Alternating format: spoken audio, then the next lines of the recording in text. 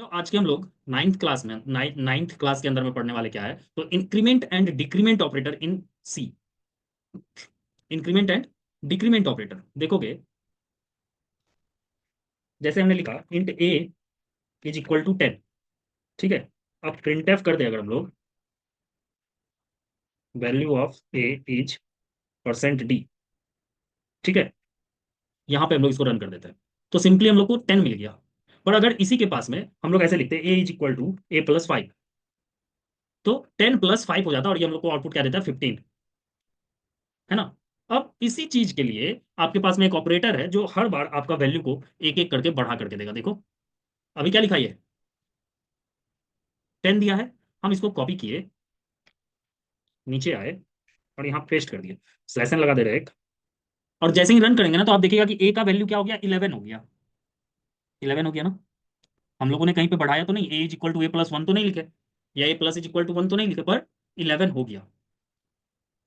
अब अगर यहाँ पे आकर के हम लोग नीचे सिंपली फिर से एक बार प्रिंट कर दे और ए प्लस प्लस ना करके सिर्फ ए को प्रिंट कर दे, तो यहाँ पे वैल्यू आपका 12 हो जाएगा। देखिए स्लैश एन छूटा हुआ यहाँ पे, देख रहे हो ये।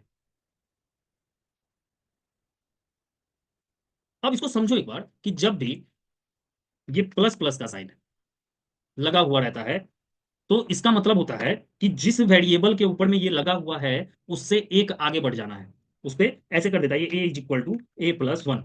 हम लोग ए पे लगाए थे, तो a is equal to a plus 1 होता है। इसका मतलब डबल प्लस साइन का मतलब a is equal to a plus 1। अब तुम लोगों को लोग समझाने के लिए हम एक बार अपना वर्ड पैड खोल रहा है, और यहाँ पे देखो, जब हम लोग लिखे, सॉरी सॉरी, जब हम लोग लिखे ए प्लस प्लस, ठीक है, और एक में जो है अभी ए इज इक्वल टू हम लोग लिखे हुए हैं 5, ए इज इक्वल टू 5 लिखे हुए हैं, तो ये ए प्लस प्लस क्या करता है, आपका जो वैल्यू है अभी, आपका जो ये वैल्यू है, उस वैल्यू को पहले, अरे उस वैल्यू को पहले क्या करेगा, ये आपका सिंपली प्रिंट कर देगा। ध्यान देना, ये जब किसी भी वेरिएबल के बाद लगा हुआ है अगर प्लस प्लस का साइन, तो पहले जो वैल्यू रियल वैल्यू जो था, वो आपका पहले क्या कर दिया, ये प्रिंट कर दिया। उसके बाद इस वैल्यू को हटा करके एक से उस वैल्यू को बढ़ा दिया, एक से उस वैल्यू को ये बढ़ा दिया। अब बाद में अगर आप कहीं पे वैल्यू कहेंगे ए, नीचे आकर के लाइन में आप अगर कहीं पे बोल देंगे ए, तो ये आपको आउटपुट क्या देगा, ये बोलेगा कि यहाँ पे लिखे आप क्या है, तो 6 लिखे है। यहाँ पे क्या लिखे है, 6 लिखे है। तो अभी अगर आप बाद में लगाए हुए हैं, तो इसका एक नाम है जिसको क्या बोलते हैं हम लोग,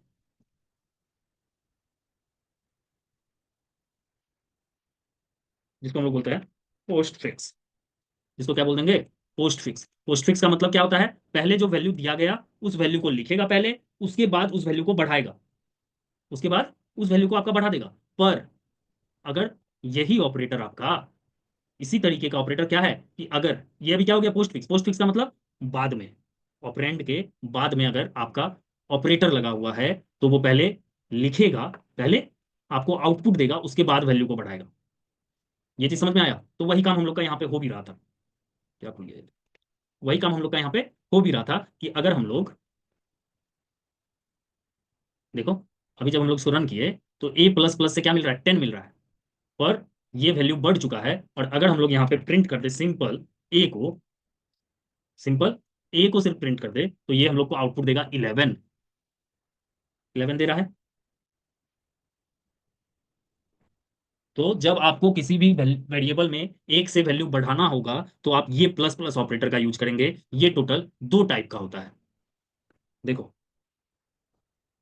एक्सप्रेशन तो एक होता है आगे लगता है, और एक होता है जो कि पीछे लगता है। जो आगे लगता है उसको प्री बोलते हैं, और जो पीछे लगता है उसको पोस्ट बोलते हैं। तो एक हो गया प्री इंक्रीमेंट, एक हो गया पोस्ट इंक्रीमेंट। अब प्री इंक्रीमेंट के साथ क्या होगा वो भी देख लो, कि अगर अभी के अकॉर्डिंग क्या आया, 10 डाले थे, तो पहले 10 आया, उसके बाद वैल्यू को 11 किया हुआ था, तो वो दिया हम लोग को। पर अगर हम लोग आगे लगा देते हैं और पीछे नहीं लगाते हैं, तब देखोगे कि पहले हम लोगों को 11 देगा, और बाद में वैल्यू तो 11 हो गया है, तो 11 ही देगा।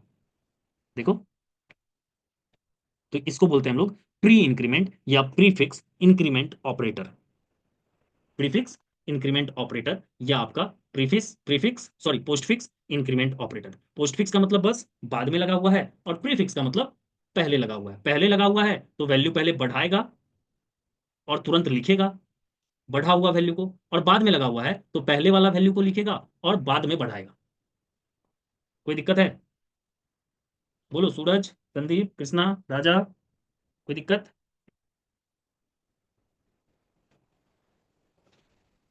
तो अब देखो, उसी के जैसा हम लोग का इंक्रीमेंट के जैसा ही डिक्रीमेंट ऑपरेटर भी है। आप डिक्रीमेंट ऑपरेटर को देखिए एक बार, पहले हम लोग पोस्ट फिक्स देखते हैं। माइनस माइनस लगा दिया, अभी फिर से हमको 10 देगा, और बाद में क्या होगा, एक घट जो गया ये वैल्यू से, वो क्या हुआ, बाद में हम लोग को 9 दे देगा। देखो, पहले 10 दिया और बाद में एक से क्या किया, उसको घटा के दे दिया।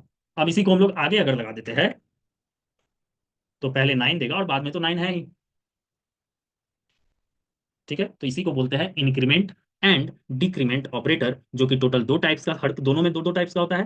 Pre increment, post increment, pre decrement, post decrement. अब इस पे बहुत सारा क्वेश्चन है हमारे पास में। देखो, ये कुछ क्वेश्चन का सेट है जो कि आप लोग के लिए हम तैयार करके रखे हुए हैं। टोटल 20 है इसमें, आप इसमें से किसी भी